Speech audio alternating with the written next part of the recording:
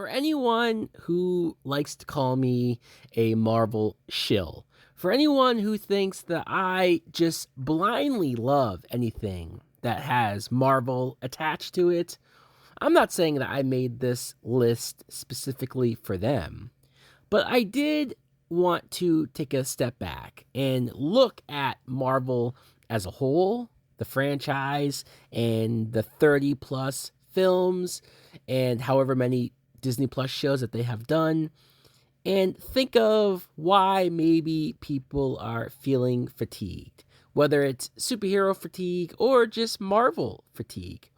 And so I made a list of the 5 things that I think Marvel has done badly. Yeah, they've made some major F ups. Let's start with number 1. Now, I don't have this ranked in any order, this is just listed. As I was editing this video, I couldn't help but realize that there is a film where I can put the entire film, if I really wanted to, on this list. I'm talking about Thor, Love and Thunder, especially given how great Thor Ragnarok was, how much it felt like the amount of humor in that movie was needed for the Thor franchise. But what a huge fail Taika Waititi did doing another Thor movie. He should have just stayed one and done so that us fans would have begged him to come back, thinking that he would have given us something as good, because him coming back gave us something worse. It just felt overload. It felt like nothing was really taken serious. Even Natalie Portman's Jane Foster character, who I was wondering if they were ever going to adapt the story from the comic books of Jane Foster having cancer and then becoming Lady Thor, and just how badass all of that was for me. And when they actually did it and they actually brought Natalie Portman back to do it, I was stoked. I was excited, and it felt rushed. It felt like it wasn't handled with the proper amount of seriousness that honestly I think the story deserved.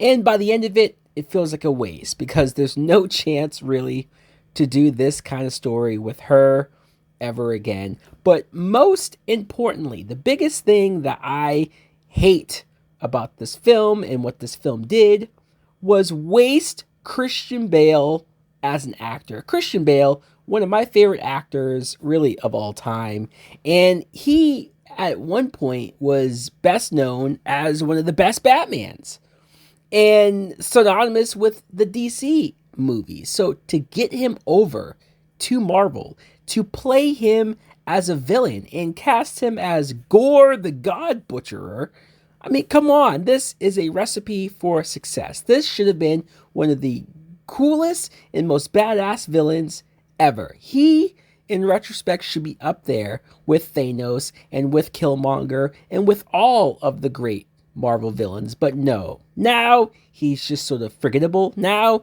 he's kind of wasted. It felt like he was cut out of the majority of this film. It's the Secret Invasion show. They failed with this show for so many reasons.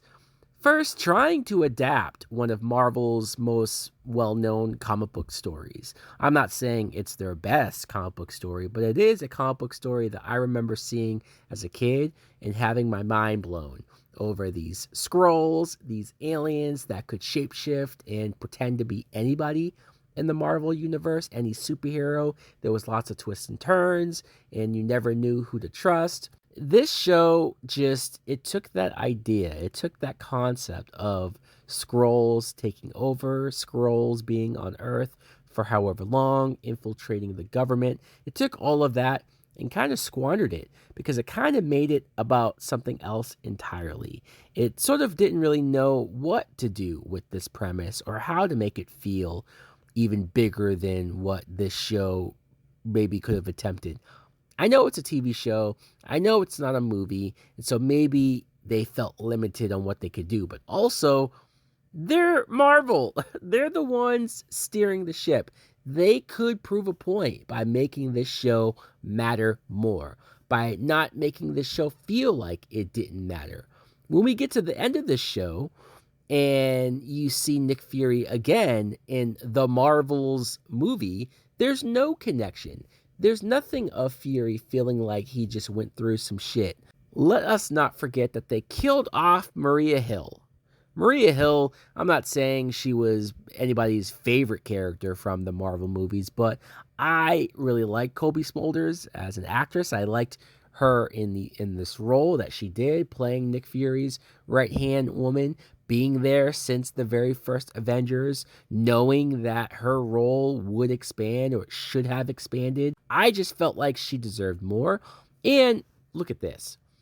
I just tried to argue that the show should have done something big in order to make it feel like a big deal. And killing off a major character like this would fit that criteria. And so, theoretically, killing off Maria Hill, if the story warranted it, if the show ended up being good, then yes, maybe it would have been justified. But because the show flounders, because the show fails at everything else it tries to do, in retrospect, it makes her death mean even less. Gravik, the villain, he started off very strong. He started off intimidating, and they even did a decent job initially of explaining why he was so angry at Nick Fury, why he felt betrayed by Fury, because Fury promised them a home and he never gave it to them. And so he basically decided, I'm going to take over Earth myself. And that's all well and good. That all makes sense. That's all super relatable until he gets to a point where he just decides to be angry and turn on his own scrolls, act like your typical usual bad guy to kill off his own people just to prove that he's big and bad. A lot of that just got generic. A lot of that just became uninteresting. A lot of that just felt very samesies. Also, killing off Ben Mendelsohn's character. Once again, this could have been impactful. This could have felt like a big deal. This could have felt like something that mattered. But we did not get enough of Ben Mendelsohn leading up to this. He was really only in Captain Marvel. The beginning of this show, when they established that him and Fury have been close friends this entire time. But then, not long after that, they spend so much time arguing and angry at each other that when he gets killed, it's like we didn't even get to spend more time with them being close.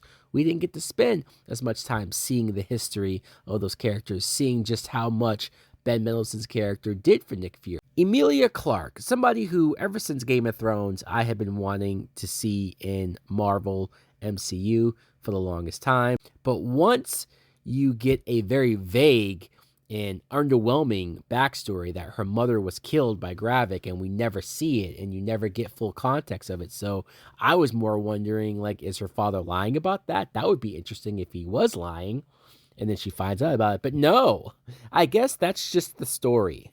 Giving her character every superpower ever was a choice. It was definitely a choice that I would not do. Unreasonable for one character to have. You make them too overpowered, and that makes them even less interesting and less dynamic and no flaws at all. Like, where can this character go?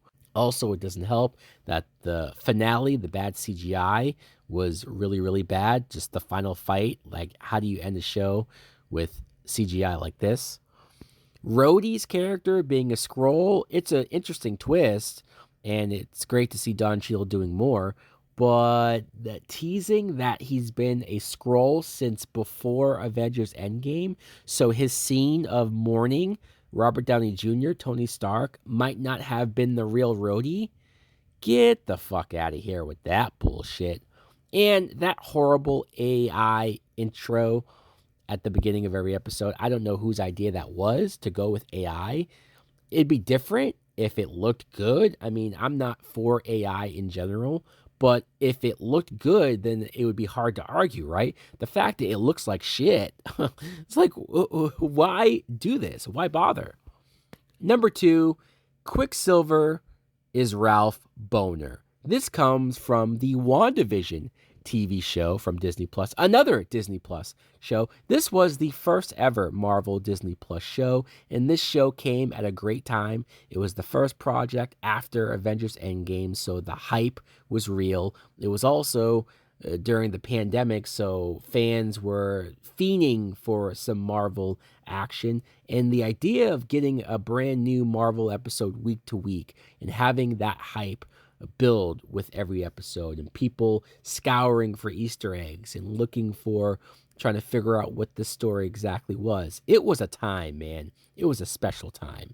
And then you get to that episode when Evan Peters shows up. So it's not Aaron Taylor Johnson, who, no offense to him, his Quicksilver was cool in Age of Ultron, but compared to Evan Peters, who killed it in the X-Men Fox films, this was a huge win, bringing over him, the actor, first of all, and also just that reveal of somehow, maybe with Wanda's powers, maybe teasing this was early multiverse era. We didn't really know how and why this happened. We were just excited. I still remember seeing on YouTube the viral reactions of people who were watching this right at that time and seeing them just excited, remembering myself being super hyped because I could not believe we were getting the best version of this character. The fact that we were able to make it happen, the potential of X-Men characters showing up in the MCU, the X-Men actors, like I was loving this. Only for it all to just reveal a boner joke. Literally, not only was it not the actual Quicksilver from X-Men, not only are you wasting Evan Peters as an actor, but you do it just to reveal that his character's last name is Boner. Who is this written for? I literally thought this show, especially WandaVision, was written smarter, but that was super lame. It's not even funny, but what a huge letdown, and what a dangling a carrot in front of your fans only to pull it away. Number 3, Kang defeated by ants. Jonathan Majors made a huge splash on the low-key finale, and I'm talking huge splash. Everybody was enamored by his performance. Everybody wanted to see more of him as his character, whether it was He Who Remains or Kang the Conqueror that we knew he would eventually play. And I wasn't somebody who was hugely familiar with Kang. I heard of him. I was aware of him. And then we got the trailers for Ant-Man Quantumania. And I would argue that however much money Quantumania made in the theaters, it was off of the back of the trailers of Jonathan Majors. How good his performance was, how threatening he looked. He was a serious, comparable villain, somebody that you thought, oh shit, this is the real deal. That one scene where he said he's killed other Avengers. Have I killed you before? It gave me goosebumps just remembering all of that. Only to watch the movie. And look, Jonathan Majors still gives a great performance. He's still really good in the movie. But you get to the end, and he gets overrun by ants. I mean, there's no way to sugarcoat it. There's no way to pretend like this isn't bad. There's no way to defend this. He gets defeated by ants. And then not just that, he's defeated by Ant-Man. Now, I love Paul Rudd. I do. And I get that this is an Ant-Man movie, but to not have Ant-Man be defeated by Kang, you don't get a lot of Marvel movies where the villain wins. I know Thanos did it, and that's obviously the biggest example of something like this.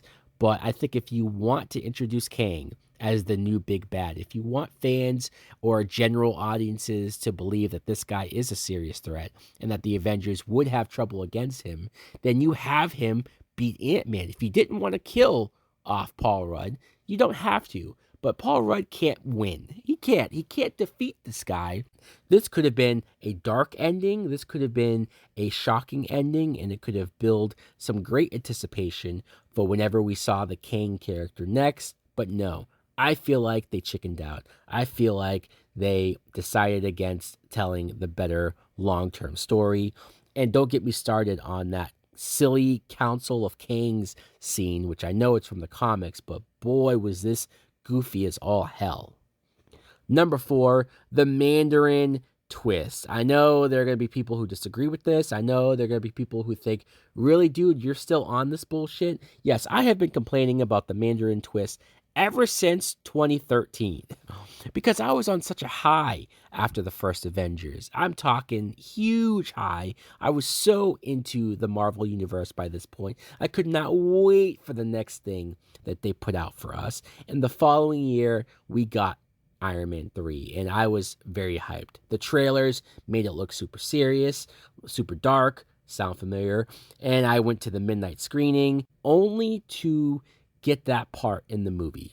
Because honestly, I don't even remember how much I was enjoying the film before then. I think I thought it was fine. And then you get to the reveal with Trevor, the character who just is revealed to not be the real Mandarin.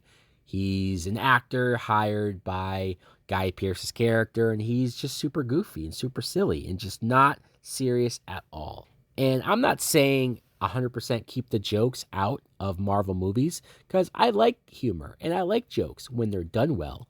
Usually, whether it's Guardians of the Galaxy or the Avengers movies, I think there's usually a great balance. But this was just too much goofiness. This was taking the main villain and making a joke out of it. I know Marvel tried to have that defense of, hey, we couldn't just adapt the Mandarin character just like the ancient one, right? We couldn't just adapt that straight from the books because it's kind of racist. Even though you guys could have changed it to not be racist, they could have still been Asian characters, and you didn't have to do it one for one where it's racist. You could have made them Asian but super badass. Even if you kept this actor playing the Mandarin, I'm totally for Ben Kingsley playing a villain, especially when you saw the terrorist stuff that he was playing off of. I think they could have played that up. I think they could have done something interesting with that, especially given how the 10 rings were teased in the first Iron Man movie, and that whole deal when Tony Stark gets kidnapped by the terrorist. That was all very dark and something that I thought they were going to follow through with this. No, only to go the goofy route, only to go the silly route. Now, I know they tried to fix it with the Marvel one-shot, which I thought was pretty good, and also in the movie Shang-Chi, when they revealed that his father is the real Mandarin. Like, I like what they did after the fact, but I'm more talking about at that time, at that specific moment, I was super disappointed.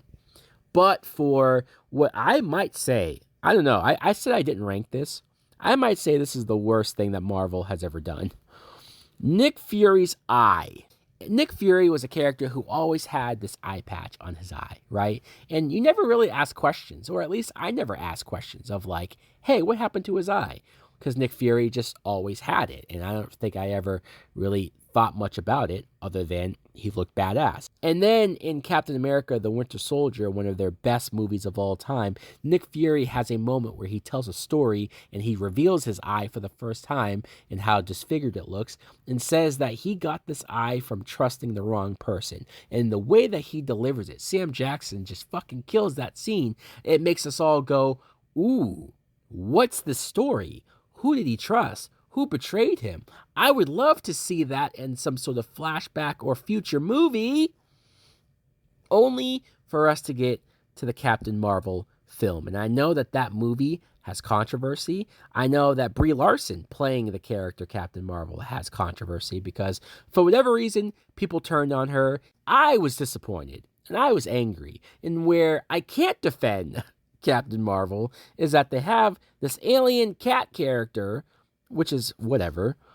And because Nick Fury befriends this cat and is very nice to this cat just randomly decides to scratch his eye as a gag. What? I was in the theater and I saw that and I rolled my eyes so far to where I thought I would be permanently blind. This was terrible. This is one of those times, one of the, I guess, many times, especially more recently, where Marvel decides to go for the joke, to go for the gag, just because they want to get laughs, and they're trying too hard. They're trying too hard, and they're messing with things that I think could have been a good story point, a good story beat, a good emotional moment for the Nick Fury character. It didn't even have to be in this movie. It could have been saved for Secret Invasion, where you have a flashback of how Fury lost his eye. I mean, we could have saved this for a big, epic, emotional, sad moment, but no, you constantly go for the joke and you go for the silly and the goofy. Not everything has to be a goddamn joke. I even heard the directors of Captain Marvel say that they had this idea for this gag of Nick Fury getting his eye scratched, and they ran it by Kevin Feige, thinking that he would say no because it's goofy, it's silly. Why would you do that? Only for him to say, sure, go ahead. What? Feige, I will sing your praises. I will speak your name. I will celebrate Christmas in your name. But you can't tell me that you heard that and thought that was a good idea. Where's the planning? Where's the long-term storytelling of Nick Fury's eye? You can't tell me you didn't already have that story in place? Man, look, I love Marvel. I do. And 9 times out of 10, I will say that what Marvel does is great and what they have been able to do, what they have been able to build up. The fact that we got to a point where Iron Man may have been a bigger box office name than Spider-Man at some point is wild to think about as far as the level of popularity these characters have been able to get to with these movies. But I can't pretend like everything has been perfect. I can't pretend like everything has been great. And I can't pretend like these specific moments didn't piss me off. So guys, let me know in the comments below. What do you think of my list? And did I miss anything? Is there anything from the MCU that you hate or you thought was a huge miss as well? Thanks for watching. Like, comment, subscribe. Later.